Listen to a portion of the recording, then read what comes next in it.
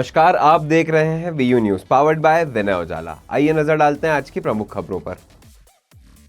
भूवैज्ञानिकों की चेतावनी, ग्लेशियर टूटने से निचले इलाकों में बाढ़ का बड़ा खतरा। नेपाल में तनाव बढ़ा, काठमांडू के 6 इलाकों में 2 महीने तक कर्फ्यू लागू किया गया। रूस के कामचटका में 7.4 तीव्रता का भूकंप, सुनामी अलर्ट, 3 महीने में तीसरा बड़ा झटका। शिमला में बोलेरो कैंपर दुर्घटनाग्रस्त, 300 फुट नीचे गिरी, बाजार से घर लौट रहे 2 युवकों की मौत। प्रधानमंत्री मोदी ने सुशीला कार्की को नेपाल का पीएम बनने पर दी बधाई। पीएम मोदी ने किया मिजोरम दिल्ली रेल कनेक्शन का उद्घाटन। दिल्ली में भारत पाकिस्तान क्रिकेट मैच का विरोध, आम आदमी पार्टी ने किया प्रदर्शन। दिल्ली यूनिवर्सिटी के कॉलेजों में खाली सीटें भरने की कवायद फिर से होगी शुरू। एमपी साइबर पुलिस की बड़ी कार्रवाई, 20 जिलों में 94 संदिग्ध सिम विक्रेता पकड़े, 7500 फर्जी सिम जब्त। सीएम को सौंपा स्वच्छ वायु और वेटलैंड सिटी पुरस्कार, जनप्रतिनिधियों ने इंदौर में किया डॉक्टर मोहन यादव की अगवानी। मंदसौर में हॉट एयर बलून में लगी आग, तेज हवा से ट्रॉली झुकी, सीएम डॉक्टर मोहन यादव थे सवार। भोपाल में एनालिटिकल और बेनिफिशिएशन लेबोरेटरी खुलेगी, माइनिंग सचिव समेत हाई लेवल टीम ने IISER में किया निरीक्षण। एम्स भोपाल में लगेगा दुनिया का सबसे एडवांस रोबोटिक सिस्टम, डॉक्टर अन्य शहरों में भी ऑपरेशन कर सकेंगे। भोपाल में एम्स नौकरी के नाम पर ठगी, 2 महिलाओं ने 6 लोगों से ऐंठे 4 लाख। भोपाल पुलिस ने 2 साल से फरार इनामी बदमाश को किया गिरफ्तार। भोपाल में लव जिहाद आरोपियों के अवैध मकान ढहे, कांग्रेस ने कार्रवाई को ठहराया गलत। जबलपुर हाईकोर्ट ने लाइव स्ट्रीमिंग पर लगाई रोक, याचिकाकर्ता ने यूट्यूब मेटा को भेजा नोटिस। इंदौर तालाब में डूबने से 2 बच्चों की मौत। इंदौर से 9 पिस्टल और 15 मैगजीन के साथ पकड़ाया बदमाश, पुलिस पूछताछ में जुटी। राजस्थान की युवती से इंदौर में रेप, केस दर्ज, रतलाम के युवक ने शादी का झांसा देकर किया शोषण। पीएम मोदी की स्वर्गीय माता की AI जनरेटेड तस्वीर पर विवाद, भाजपा युवा मोर्चा ने कांग्रेस दफ्तर के पास किया प्रदर्शन, पुलिस ने बैरिकेडिंग कर रोका। बिहार में प्रधानमंत्री नरेंद्र मोदी की स्वर्गीय माता की AI जनरेटेड तस्वीर को लेकर मचा विवाद अब भोपाल तक पहुंच गया है। भारतीय जनता युवा मोर्चा ने कांग्रेस कार्यालय के पास जोरदार प्रदर्शन किया। पुलिस ने बैरिकेड लगाकर कार्यकर्ताओं को कार्यालय की ओर बढ़ने से रोका। इस दौरान कार्यकर्ताओं ने राहुल गांधी का पुतला जलाया और कांग्रेस सेम सेम के नारे लगाए। प्रदर्शन का नेतृत्व युवा मोर्चा भोपाल अध्यक्ष अजय पाटीदार ने किया। उन्होंने चेतावनी दी कि यदि कांग्रेस आगे भी ऐसी हरकत करती है तो अगली बार कार्यालय के अंदर घुसकर विरोध करेंगे। वहीं एडिशनल DCP रश्मि अग्रवाल दुबे ने बताया कि प्रदर्शन शांतिपूर्वक रहा और स्थिति पूरी तरह नियंत्रण में थी। देखिए, लगातार कांग्रेस पार्टी द्वारा माननीय प्रधानमंत्री जी की माता जी के बारे में अपशब्द किए गए, बिहार में भी उन्हें मंच से गालियां दी गई और हाल ही में एक AI जनरेटेड वीडियो कांग्रेस के लोगों द्वारा चलाया जा रहा है। मैं कांग्रेस के आज विरोध में हम सभी युवा मोर्चा के कार्यकर्ता यहाँ उपस्थित हुए और राहुल गांधी का पुतला दहन करा गया है। ये जिस माँ का जिनने मोदी जी ने सम्मान करा है, उनके दिखावे को झूठा बता रही है और AI जनरेटेड वीडियो मार्केट में चला रही है और वीडियो जारी कर रही है। हम एक अनुशासित दल के कार्यकर्ता हैं। कौन की माँ कहाँ से आई है, कौन विदेश से आया, ये हमें भी पता है। अगर आप ऐसी वीडियो जारी करोगे तो एक दिन हम भी पिक्चर जारी करके कांग्रेस कार्यालय में घुसकर राहुल गांधी का पुतला दहन करेंगे। भोपाल में लव जिहाद और ड्रग्स मामले में प्रशासन ने अवैध मकान तोड़े, मंत्री विश्वास सारंग ने दिखाई सख्ती, वहीं कांग्रेस ने कार्रवाई को बताया गलत। भोपाल में लव जिहाद के आरोपी के अवैध निर्माण पर जिला प्रशासन ने बड़ी कार्रवाई करते हुए मकान को जमींदोज कर दिया। इस पर मंत्री विश्वास सारंग ने कहा कि लव जिहाद जैसे कुकृत्य को किसी भी सूरत में बर्दाश्त नहीं किया जाएगा। मोहन यादव सरकार आरोपियों के खिलाफ सख्त कार्रवाई के लिए प्रतिबद्ध है। चाहे आरोपी कितना भी बड़ा हो, उसे छोड़ा नहीं जाएगा। समाज में अपराध फैलाने वालों की अवैध संपत्ति को कानून के तहत जमींदोज किया जाएगा और आगे भी ऐसी कार्रवाई जारी रहेगी। बड़ी कार्रवाई हुई है बुलडोजर की और ये तीनों ही आरोपी लव जिहाद के थे। देखिए, लव जिहाद का कोई भी आरोपी होगा उसे बख्शा नहीं जाएगा। ये भारतीय जनता पार्टी की सरकार है, डॉक्टर मोहन यादव जी की सरकार है। हर अपराधी के खिलाफ सख्त से सख्त कार्रवाई के प्रति हम कटिबद्ध हैं। लव जिहाद जैसा कुकृत्य करने वाला ये समाज में रहने लायक नहीं है और इसीलिए सख्त कार्रवाई हुई है। वो अपराधी जेल में है, उनकी चल अचल संपत्ति जो कि अवैधानिक है उसको सुप्रीम कोर्ट की गाइडलाइन का पूरी तरह से पालन करते हुए आज जमीदोश किया गया है। कोई भी व्यक्ति कितना भी बड़ा हो उसे बख्शा नहीं जाएगा। समाज में लव जिहाद जैसा वो कृत्य जो कि धर्म परिवर्तन कराने के लिए हमारी हिंदू बहन बेटियों को बहलाकर फुसलाकर शादी के झांसे में फंसाने का जो काम करते हैं उन्हें बख्शा नहीं जाएगा। और यदि ये कोई संगठित गिरोह है तो उसका भी पर्दाफाश होगा और यही हमारी सरकार की कटिबद्धता है। आज जो कार्रवाई हुई है वो इसीलिए हुई है कि उनके जो भी मकान थे वो अवैधानिक थे, उनको जमीदोश किया गया है। ऐसे अपराधी समाज में रहने लायक नहीं है, उनके खिलाफ कार्रवाई हुई है और सख्त कार्रवाई होगी, उन्हें बख्शा नहीं जाएगा।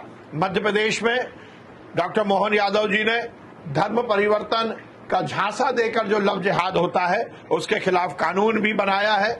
धर्म स्वातंत्र कानून के तहत इन सब अपराधियों पर सख्त कार्रवाई होगी। आज जो कार्रवाई हुई है वो स्वागत योग्य है और भी यदि इनकी कोई प्रॉपर्टी जो अवैधानिक है वो मिलेगी तो उसको भी जमीदोश किया जाएगा। इंदौर क्राइम ब्रांच ने अंतर्राज्यीय चरस तस्कर साकिर हुसैन को किया गिरफ्तार। 1 करोड़ से ज्यादा चरस किया बरामद। आरोपी नेपाल से करता था सप्लाई। इंदौर क्राइम ब्रांच ने बड़ी कार्रवाई करते हुए अंतर्राज्यीय चरस तस्कर साकिर हुसैन को गिरफ्तार किया है। पुलिस ने उसके कब्जे से 2 किलो 25 ग्राम चरस जब्त की, जिसकी कीमत 1 करोड़ रुपए से अधिक बताई जा रही है। जानकारी के अनुसार साकिर नेपाल से सस्ते दामों पर चरस लाकर इंदौर में ऊंचे दामों पर सप्लाई करता था। क्राइम ब्रांच पिछले 1 महीने से उसकी रेकी कर रही थी और पोलो ग्राउंड पुल के पास उसे घेराबंदी कर पकड़ा गया। पूछताछ में आरोपी ने सप्लाई का नेटवर्क कबूल किया। खास बात यह है कि उसका बेटा समीर भी हाल ही में 61 ग्राम एमडी ड्रग्स के साथ पकड़ा जा चुका है। क्राइम ब्रांच 1 महीने से एक टारगेट पर लगी हुई थी, जिसमें पता चला था कि जो चंदन नगर में रहने वाला नेटवर्क उर्फ साकिर, जो कि लगभग 60 वर्षीय वृद्ध है और इसका पुराना ट्रैक रिकॉर्ड भी है कि वो गांजा और चरस से सप्लाई करता है, लेकिन कहीं कोई सुराग नहीं लग रहा था। तो लगातार टीमें लगी हुई थी और इसी तारतम्य में सूचना मिलने पर अभी 3 दिन पहले एक समीर शाह को, जो कि इसका लड़का था, समीर शाह को पकड़ा गया था। उसको साथ एक 61 ग्राम MDMA ड्रग मिला था। तो इसी तरह लगातार इस पर कार्रवाई चल रही थी। ये पता चला था कि कहीं ना कहीं से बाहर से लेकर आता है चरस। तो इस पर से लगातार क्राइम ब्रांच की टीम 1 महीने से नजर रखी हुई थी और लगातार मुखबिर काफ़ी जो कि मुखबिर को जो सूचना काफ़ी पुख्ता थी, उसके द्वारा बताया गया कि मोतिहारी गया है। तभी जो टीम हमारी लगातार उसको फॉलो कर रही थी और फिर पता चला कि वो जो अवध जो ट्रेन आती है उसके ट्रेन से आ रहा है। फिर दूसरी ट्रेन उसने चेंज की, लगातार उसने कई ट्रेनें चेंज की और जब तक हमारी टीम ने फॉलो किया तो रेलवे स्टेशन पर पास कोई नहीं मिला। लेकिन हमारी बैकअप पे टीम लगी हुई थी क्योंकि हमें पता था कि ये रेलवे स्टेशन से अपने घर जाएगा चंदन नगर। तो हमने 4 टीमें लगातार लगा रखी थी। तो ये पोलो ग्राउंड के पास से एक व्यक्ति को, जो साकिर उर्फ नेटवर्क को पकड़ा और इसकी उम्र 60 वर्ष है। इसके कब्जे से लगभग 2 किलो 225 ग्राम के करीब चरस मिली है और इसके खिलाफ 8/20 NDPS एक्ट के तहत केस रजिस्टर्ड कर लिया गया है। इसके खिलाफ 1 दर्जन अपराध पूर्व में पंजीबद्ध हैं और इसमें जिसमें कि NDPS गांजे में भी है, पूर्व में गांजा सप्लाई में भी 2 बार बंद हो चुका है। यहाँ मैं आपको बताना चाहूँगा, चरस काफ़ी महंगा ये अवैध मादक पदार्थ है, काफ़ी मेहनत से बनता है। वो एक दिन में अगर उसको जो आपका जो कैनाबिस सटाइवा होता है, गांजा होता है, उसके जो फल होता है, उसके लगातार रगड़ने से जो रेजिम निकलता है, जो तरल द्रव्य निकलता है, उसको लगातार पर डे में अगर एक व्यक्ति उसको सुबह से बनाना शुरू करेगा तो लगभग 10 ग्राम के करीब वो बना पाता है। इसलिए काफ़ी कॉस्टली होता है।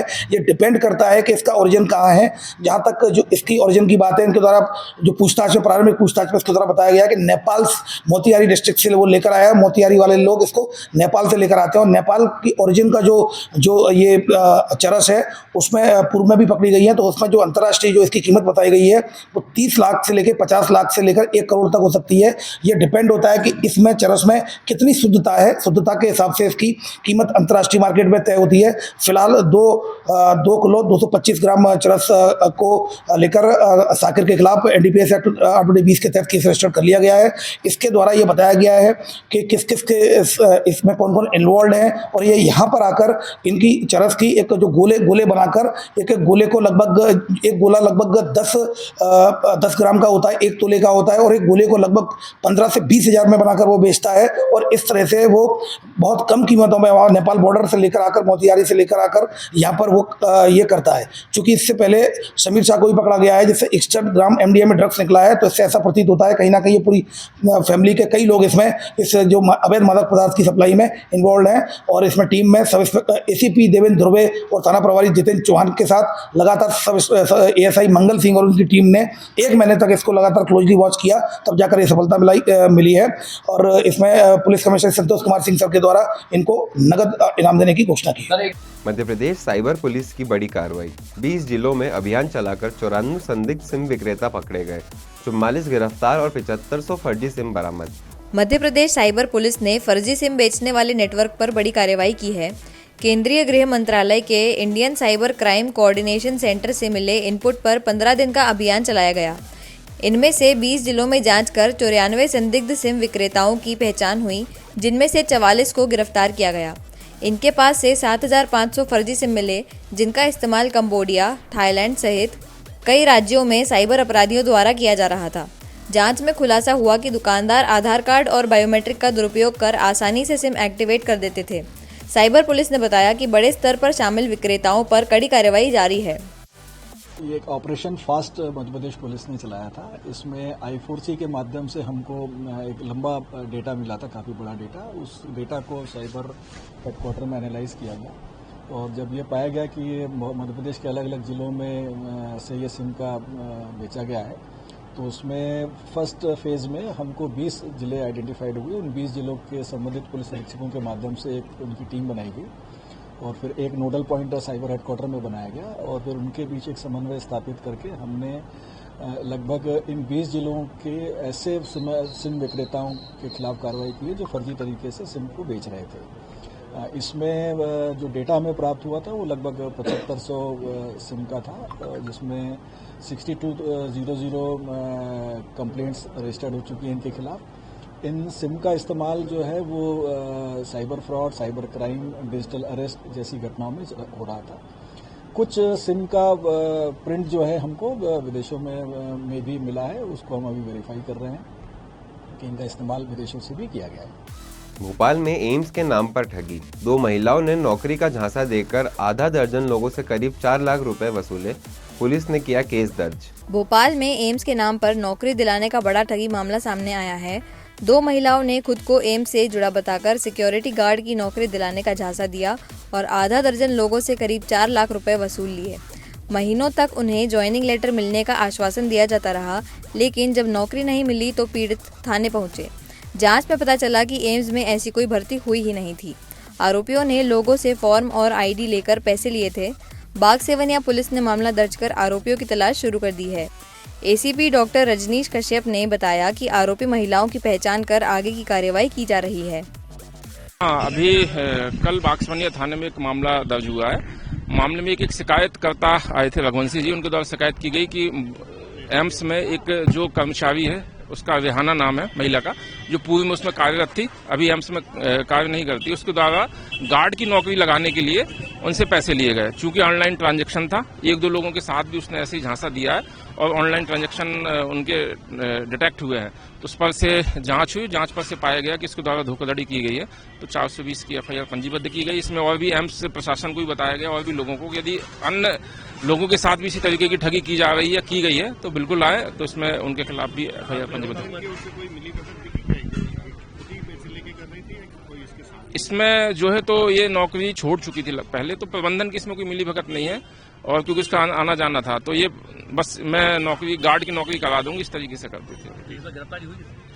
इसमें आरोपी की गिरफ्तारी हो चुकी है। बाकी अभी और भी देखा जाएगा कि शायद इसने और भी लोगों के साथ ऐसा तो नहीं किया, तो पूछताछ जारी है इसमें। ऐसी ही खास खबरों के लिए बने रहिए हमारे साथ VU न्यूज़ पर, पावर्ड बाय विनय उजाला।